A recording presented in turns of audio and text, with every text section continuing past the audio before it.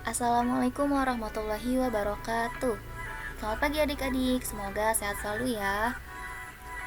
Nah, pada hari ini kita akan melanjutkan materi pembelajaran tentang mekanisme mendengar pada manusia dan hewan.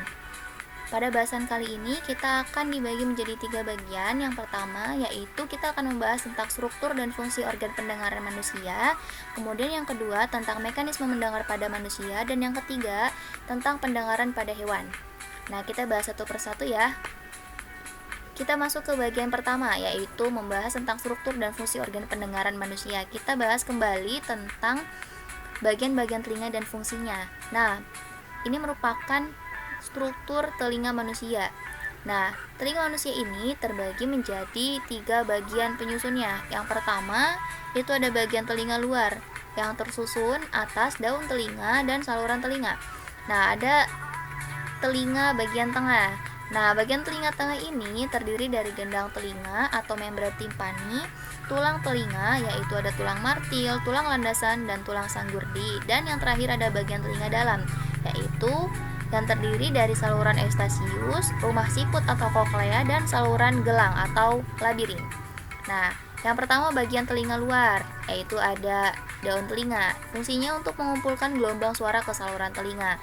Kemudian saluran telinga ini menghasilkan minyak serumen yang berperan untuk menangkap debu yang masuk ke saluran telinga dan mencegah hewan berukuran kecil masuk ke dalam telinga. Nah, lanjut ke bagian telinga tengah. Di bagian telinga tengah ada gendang telinga, ada tulang martil, tulang landasan, dan tulang sanggurdi.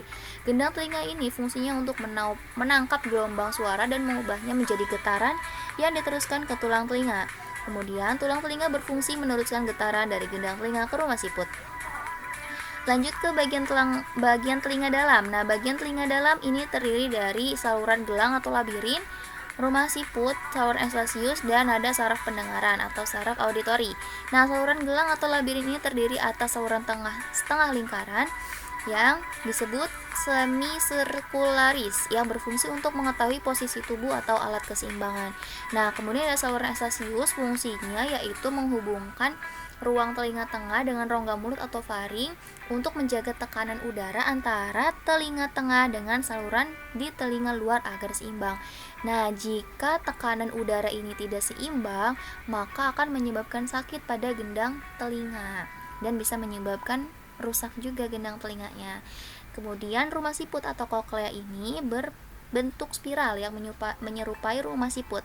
Nah, di dalam rumah siput atau koklea terdapat adanya organ korti yang merupakan fotoreseptor. Nah, organ korti ini berisi ribuan sel rambut yang peka terhadap tekanan getaran, diubah menjadi impuls saraf di dalam sel rambut dan selanjutnya diteruskan oleh saraf ke bagian otak untuk diterjemahkan. Nah, lalu bagaimana sih kita bisa mendengar? Mungkin saat ini adik-adik sedang mendengarkan suara dari video ini. Nah, untuk mengetahui lebih lanjut, mari kita pelajari bersama. Nah, ini merupakan mekanisme mendengar pada manusia. Diawali dengan adanya gelombang bunyi yang ditangkap langsung oleh daun telinga dan diteruskan oleh saluran telinga menuju gendang telinga. Nah, lalu gendang telinga ini akan meneruskan gelombang bunyi ke bagian tulang pendengaran, yaitu tulang martil, tulang landasan, dan tulang sanggurdi. Nah, nanti tulang sanggurdi ini akan menggerakkan jendela oval pada rumah koklea. Nah, selanjutnya di dalam koklea ini terdapat organ korti yang sangat banyak, yaitu sel-sel rambut. Nah, sel-sel rambut tersebut selanjutnya akan mentransmisikan gelombang menuju ke sel saraf dan nantinya sel saraf itu akan meneruskan ke bagian otak untuk diterjemahkan gelombang bunyi tadi. Seperti itu.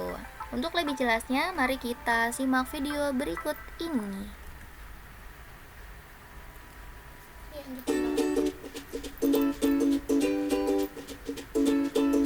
Have you ever wondered how sounds make their way from the source all the way to your brain? Nah, ini Take a trumpet, for ada instance. seseorang yang sedang When it's mendengar played, suara it makes ya. Nah, sound suara apa waves in sih the itu? air. Kemudian The outer ditangkap ear oleh catches daun the waves, telinga which then dan travel through a narrow masuk melalui passageway saluran called the telinga ear dan canal. mengenai gendang The sound telinga. waves reach the eardrum, Nah, which is a Gendang membrane telinga roughly akan half the size menggetarkan of a dime. tulang-tulang pendengaran. They make the eardrum vibrate, Tulang which martil, in tulang turn landasan, vibrates dan three tulang tiny sanggurdi. bones called Nah, the selanjutnya tulang malleus, sanggurdi akan incus, and stapes. menggetarkan These bones amplify or increase the bagian sound dari vibrations koklea. and send them to the cochlea. The cochlea is shaped like a snail and is the size of a garden pea. Nah, di dalam It is koklea filled with ini fluid, terdapat and the sound banyak vibrations cairan make this fluid limfa. ripple, which Nah, creates di dalam cairan waves. ini terdapat banyak Hair-like sel-sel structures rambut called sebagai stereocilia organ sit on reseptor top of hair cells pendengaran. and are grouped together as hair cell bundles inside the cochlea. The hair cells inside the cochlea ride these Nah, waves, selanjutnya and the hair nanti dari bundles are rambut-rambut moved. ini akan The hair bundle on diteruskan top of the hair ke cell bagian turns these sel movements saraf. into electrical signals.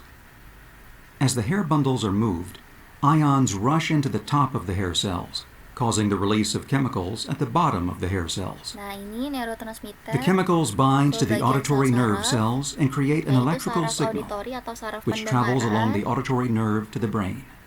Different hair cells Nah, respond to di different frequencies of sound. sepanjang rumah siput The atau hair koklea cells at ini the base of the itu cochlea semuanya detect higher terdiri dari pitched itu sounds, banyak such as a piccolo cairan or flute. limfanya. Jadi gelombang bunyi The hair ini cells toward the merambat top of the spiral melalui detect progressively lower pitched medium sounds, cairan such as a trumpet or yang ada di trombone. rumah siput At the very ini. top or apex of the spiral, the hair cells detect the lowest pitched sounds, such as a tuba. The auditory nerve carries the electrical signal to the Kemudian brain, selanjutnya akan which interprets the diteruskan messages ke as saraf sounds that we dan recognize akan diterjemahkan oleh otak and understand. sehingga orang tersebut dapat menerjemahkan suara yang ia dengar. Nah, itu dia video penjelasan mekanisme pendengaran. Selanjutnya, samakah mekanisme pendengaran manusia dengan hewan? Samakah mekanisme pendengaran manusia dengan hewan? Nah, kita akan bahas satu persatu ya. Nah, hewan yang menggunakan sistem pendengaran seperti anjing salah satunya ketika menggerakkan telinganya itu menggunakan sistem sonar. Sonar atau Sound Navigation and Ranging merupakan suatu metode penggunaan gelombang ultrasonik untuk menaksir ukuran, bentuk, letak, dan kedalaman benda-benda. Nah, contoh hewan yang menggunakan sistem sonar yaitu ada kelelawar dan lumba-lumba. Nah, kita bahas satu persatu. Yang pertama kelelawar.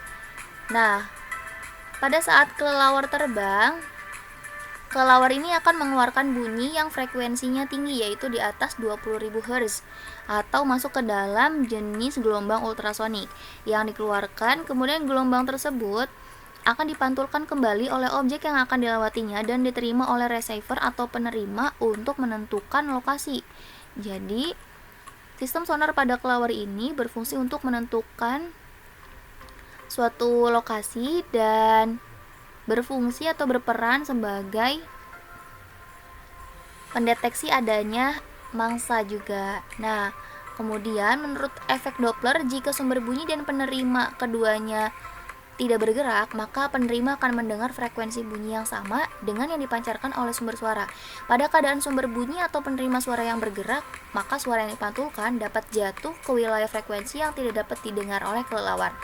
Nah, ketika kelelawar memantulkan sebuah gelombang suara dan mengenai suatu benda yang mana benda tersebut merupakan benda diam seperti pohon, batu, tembok, atau yang lain, maka gelombang yang akan dipantulkan itu diterima sama besar yang diterima kelelawar. Nah, sedangkan untuk benda yang bergerak, baik itu menjauhi atau mendekati, maka bisa saja gelombang yang dipancarkan itu jatuh ke wilayah frekuensi yang tidak dapat didengar oleh kelelawar. Nah, untuk menghindari efek tersebut, kelelawar akan menyesuaikan besar frekuensi suara yang dipancarkannya. Misalnya, kelelawar akan mengirimkan suara berfrekuensi tinggi untuk mendeteksi lalat yang bergerak menjauh sehingga pantulannya tidak hilang. Nah, seperti itu untuk kelelawar. Nah, sekarang pada lumba-lumba. Tentu pernah bukan melihat lumba-lumba baik itu di kehidupan nyata maupun di televisi. Nah, lumba-lumba ini hidup di kedalaman laut yang gelap. Nah, walaupun di kedalaman laut yang gelap, masih bisa untuk berkomunikasi. Nah, yaitu dengan sistem sonar. Nah, coba perhatikan lingkaran yang berwarna merah tersebut. Lumba-lumba bernapas melalui lubang yang ada di atas kepalanya. Nah, di bawah lubang ini terdapat kantung-kantung kecil berisi suara udara. Agar dapat menghasilkan frekuensi tinggi, lumba-lumba mengalirkan udara pada kantung-kantung ini. Nah, kantung udara juga berperan sebagai pemfokus bunyi. Nah, bunyi yang dipancarkan dari kantung suara akan dipancarkan ke segala arah secara putus-putus. Gelombang akan dipantulkan kembali apabila membentur suatu benda dan akan diterima oleh bagian rahang dari lumba-lumba, yaitu rahang bagian bawah yang disebut dengan jendela akustik. Nah, dengan sistem sonar inilah lumba-lumba dapat mendeteksi lokasi, kedalaman, dan berfungsi juga untuk mendeteksi keadaan sekitar. Nah, lumba-lumba juga mampu saling berkirim pesan walaupun terpisahkan oleh jarak 220 km. Nah, lumba-lumba juga berkomunikasi untuk menemukan pasangan dan saling mengingatkan akan bahaya. Nah, cukup sekian materi pada hari ini. Apabila ada pertanyaan, silahkan boleh bertanya di WA Group atau boleh secara personal kontak. Sekian dan terima kasih. Mohon maaf atas segala kekurangan. Terima kasih atas segala perhatian. Wassalamualaikum warahmatullahi wabarakatuh.